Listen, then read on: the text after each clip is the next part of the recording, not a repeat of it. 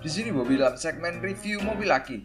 Kali ini kita akan membahas mobil aki ukuran besar dengan desain mobil UTV MVP Toys MOB 1047.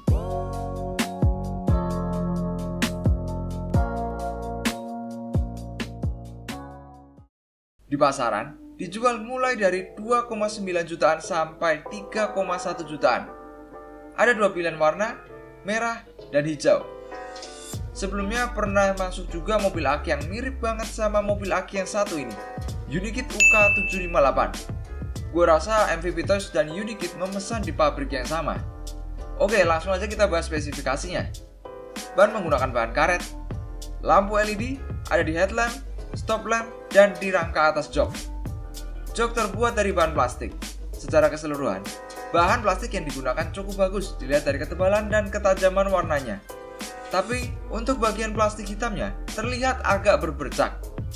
Mobil aki ini ditenagai satu buah aki 12 volt 7 ampere hour. Ada dua petunjuk pemakaian yang disertakan dalam kardus. Di kertas yang pertama, gue nggak nemuin beban maksimumnya. Di kertas yang kedua, seperti kebanyakan mobil aki seri MOB lainnya, tertulis beban maksimum di 40 kg. Dinamo motor terletak di kedua roda belakang. Fitur kendali jarak jauh sudah disematkan pada mobil aki ini. Cara menghubungkannya adalah, dalam kondisi mobil aki mati, masukkan baterai ke dalam remote dan LED pada remote akan berkedip. Lalu nyalakan mobil. Ketika LED pada remote berhenti berkedip, maka remote sudah terhubung. Fitur anti kejut dan fitur ayun sudah disematkan pada mobil aki ini. Di bagian dashboard terdapat tombol maju mundur, tombol ayun, tombol power, indikator baterai aki, tombol pengaturan musik, soket USB dan soket aux. Soket charger terletak di bagian bawah jok. Di setir terdapat dua tombol, yang satu untuk musik, yang satu lagi untuk klakson.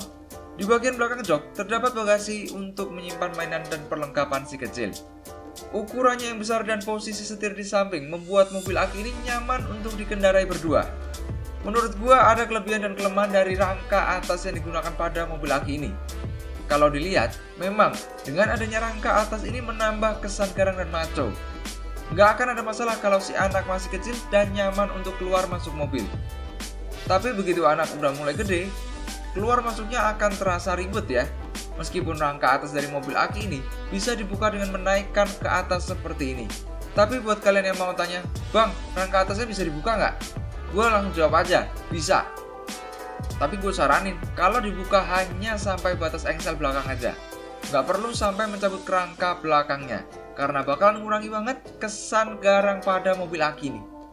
Dari segi kenyamanan, mobil aki ini sudah menggunakan bahan karet, shock breaker yang empuk di keempat rodanya, dan fitur anti kejut. Adanya fitur ayun juga menjadi kelebihan dari mobil aki ini, meskipun fitur ayunnya masih yang maju mundur.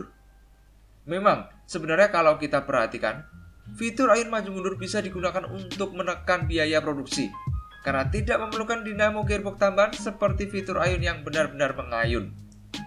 Handlebar yang terletak di bagian belakang mobil memudahkan dalam memindah mobil aki ini. Permainan lampu dari mobil aki ini ikut menambah kesan garang. Di bagian belakang mobil terdapat sekop mainan yang bisa dilepas untuk dimainin si kecil.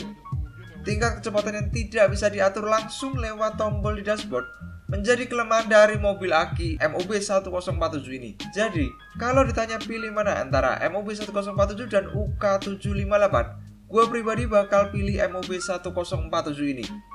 Dengan pertimbangan bannya yang sudah full karet, dan meskipun rangka atasnya cukup mengganggu si anak keluar masuk, tapi masih bisa diakalin dengan melepas bagian depannya aja. Sekian video review kali ini. Kalau kalian punya pendapat atau pertanyaan mengenai mobil aki ini, komen di bawah ya. Semoga video ini bermanfaat. Sampai jumpa di video selanjutnya.